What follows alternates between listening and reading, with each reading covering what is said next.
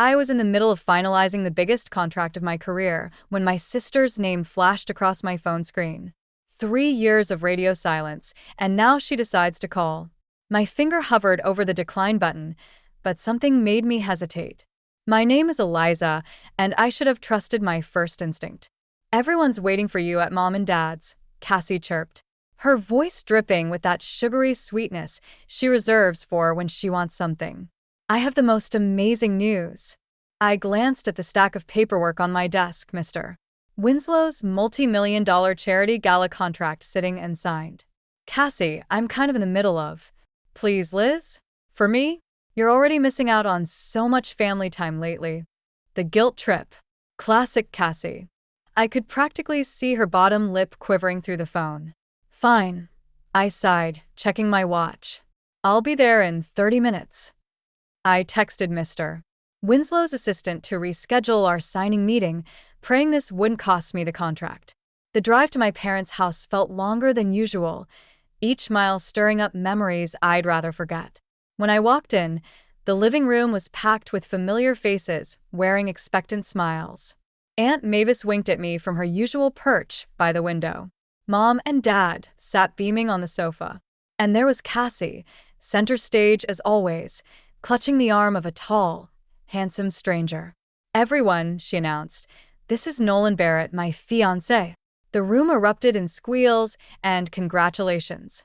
I forced a smile, but something about Nolan's perfectly practiced grin set off warning bells. "And the best part," Cassie continued, turning to me with those wide, innocent eyes, "is that my amazing big sister is going to plan our engagement party. Aren't you, Liz?" The room fell silent. All eyes on me. Mom's smile tightened. Dad cleared his throat. And there was Cassie, already assuming my answer would be yes. I should have walked out right then. But instead, I heard myself say, "Of course I will." Sometimes the biggest mistakes come disguised as family obligations.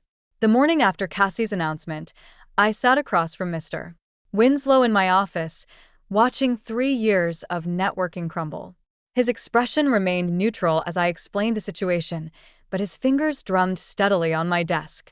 "Family obligations," he said, testing the words like they were foreign concepts. "And this party takes precedence over our contract?" "I can handle both," I assured him, even as my stomach churned. "The gala is still my top priority." He stood, straightening his jacket. "Eliza, do you know why I chose your company over larger firms?" I shook my head. "Because you promised personal attention to detail. Now you're telling me you'll be dividing that attention." Before I could respond, my phone buzzed. Cassie had sent a Pinterest board with hundreds of pins. "Guest list, 300 people minimum," her message read. "Theme, ethereal garden romance." My throat tightened. 300 people? On zero budget? "Mr. Winslow, I take the weekend to sort out your priorities," he said, already heading for the door. "We'll discuss this Monday." I barely had time to process his words before Cassie burst into my office, trailing designer shopping bags. "There you are. Mom and I have been calling all morning." "I was in a meeting," I said, gesturing to Mr. Winslow's retreating back. "Oh, he seems grumpy," she said, dropping into the chair across from me. "Anyway, Nolan and I were thinking about the venue. What about the Rose Garden at the Grand Hotel?" I pulled up the venue's website. "Cassie, that's $50,000 for a 4-hour rental." "But it's perfect." She leaned forward, her eyes sparkling with that familiar look that usually preceded someone else's wallet opening. "And since you're doing this as our gift." "I'm planning the party, not funding it." Her smile faltered. "But you always get such amazing industry discounts." "Those are for paying clients. I'm your sister," she said, as if that trumped everything else. Just then, Nolan appeared in my doorway, his charm turned up to full wattage. "Ladies," he said smoothly, "why don't we discuss this over lunch?" My treat.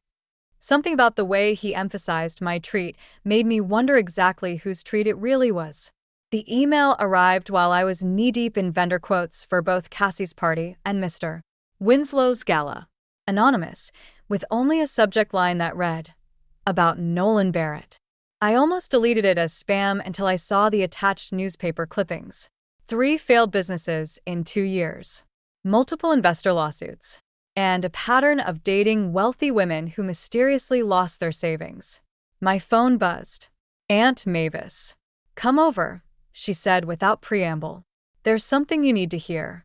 20 minutes later, I sat in her cluttered living room, watching her rifle through a stack of papers. "I knew I recognized that smooth talker from somewhere," she muttered. "Your cousin Rachel's friend dated him last year.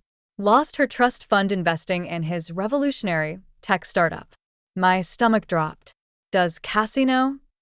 That girl sees what she wants to see. Aunt Mavis pressed her lips together. "But I saw them arguing outside the bank yesterday." She was crying. The pieces clicked together. Cassie's insistence on an over-the-top party, the strategic guest list full of potential investors. Nolan's charm offensive at every family gathering. My phone lit up with another text from Cassie. "Changed my mind about the venue. Nolan knows someone at the Ritz. Meeting them tomorrow at 2. Don't be late." I drove straight to Cassie's apartment. Through her window, I could see her pacing, phone pressed to her ear. When she opened the door, her mascara was smudged. "We need to talk about Nolan," I said. "Not now, Liz.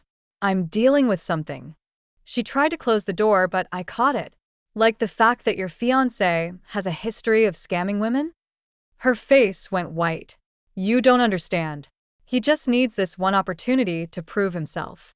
The party is a networking event to find new victims? Investors," she snapped. "And you're just jealous because he chose me instead of." "Check your bank accounts," I cut in. The silence that followed told me everything. Her hand trembled as she reached for her phone. "Oh God," she whispered, staring at the screen. "My savings? It's all." That's when Nolan walked in, his perfect smile faltering as he took in the scene. "Ladies," he said smoothly, "is everything all right?" Nolan's explanation flowed like honey, smooth and practiced.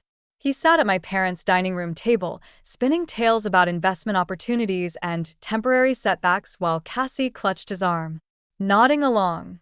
Mom and Dad exchanged worried glances, but said nothing. "It's just a timing issue," he assured everyone. "Once the party connects us with the right investors." "The party's off," I interrupted, sliding the newspaper clippings across the table. Dad picked them up, his face darkening as he read. 3 bankruptcies? "Those were my fault," Nolan said quickly. "Market conditions." "What about Rachel's friend?" I asked. "Was that market conditions too?" Mom gasped. Cassie's grip on Nolan's arm tightened. "Cassie, please," he turned to her, voice softening. "Remember what we talked about? About trust." I watched my sister's resolve crumble. The same way it had when she was 7 and broke Mom's vase. But let me take the blame. The same pattern, 20 years later. "Maybe we should hear him out," she whispered. "He emptied your savings account," I said. "I gave him access," she shot back. "For our future." Dad stood up, hands flat on the table. "Nolan, I think you should leave." "Sir, with all due respect," Nolan's charm cranked up to maximum. "This is between Cassie and me. Eliza's just jealous because—" "Because what?" I challenged. "Because I can spot a con artist? Because I won't watch you destroy my sister?" "Liz, stop it," Cassie cried. "You're ruining everything." The words hit like a physical blow. Mom reached for Cassie's hand, but she yanked it away. "If you cancel this party," Cassie said, her voice trembling, "I'll never forgive you." The room fell silent. Years of protecting her, covering for her, putting her first, and this was my reward. "Okay," I said quietly, standing up. "Then I won't plan it. Find someone else to help you pretend everything's fine." As I walked out, I heard Mom call my name, Dad's chair scraping back. But it was Aunt Mavis's voice that stopped me at the door. "Sometimes love means letting people make their own mistakes," she said softly.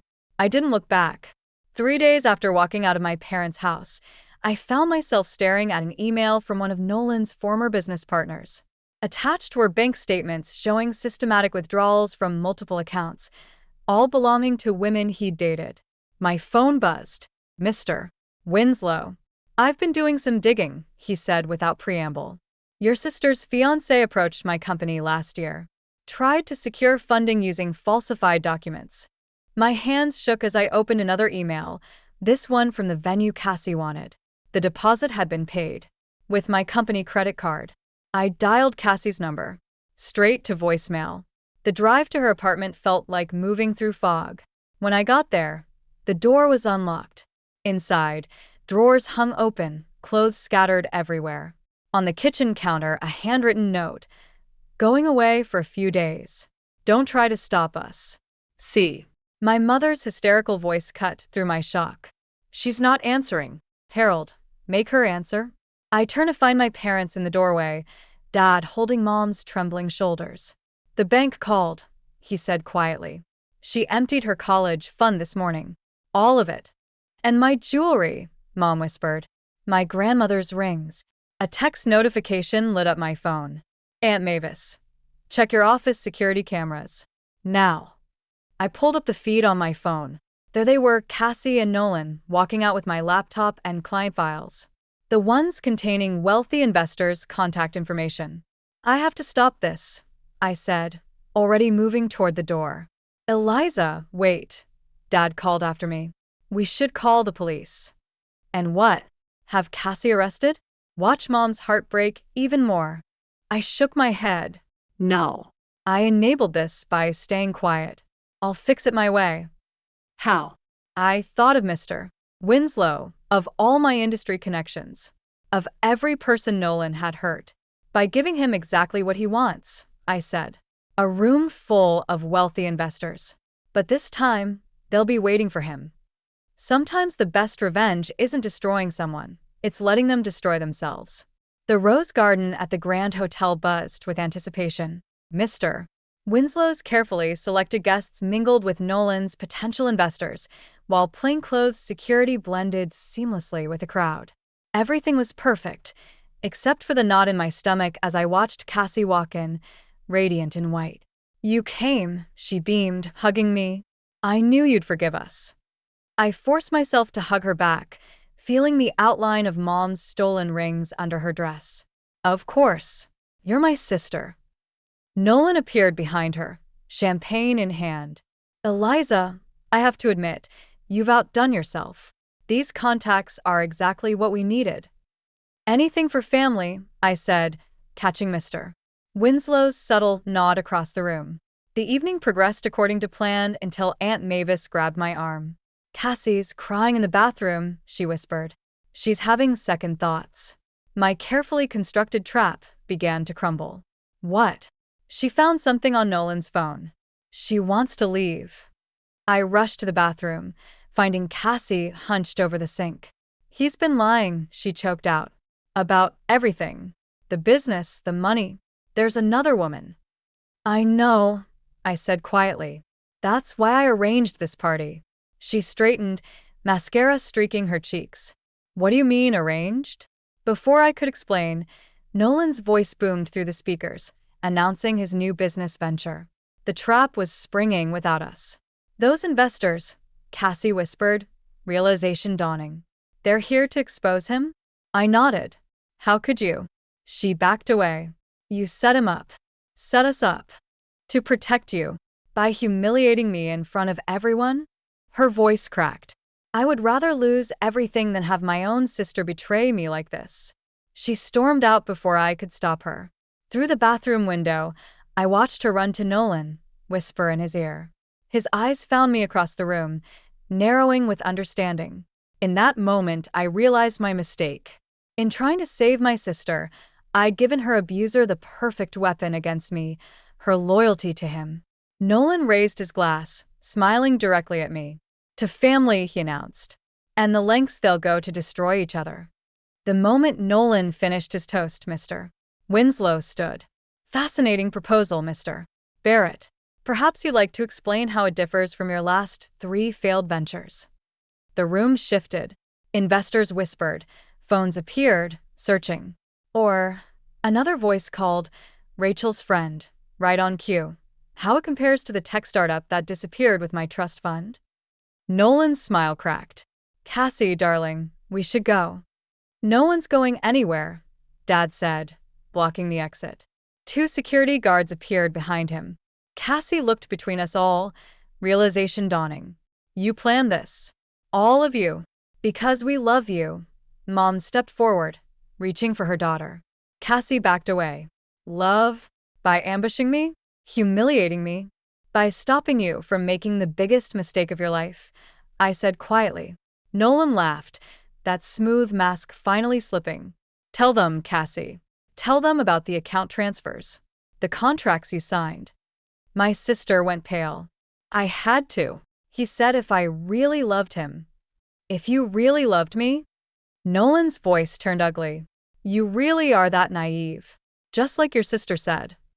What did you tell him? Cassie turned to me, tears streaming. Nothing, I said. He's bluffing. Playing us against each other. It's what he does. Enough, Mr. Winslow's voice cut through the tension. Mr.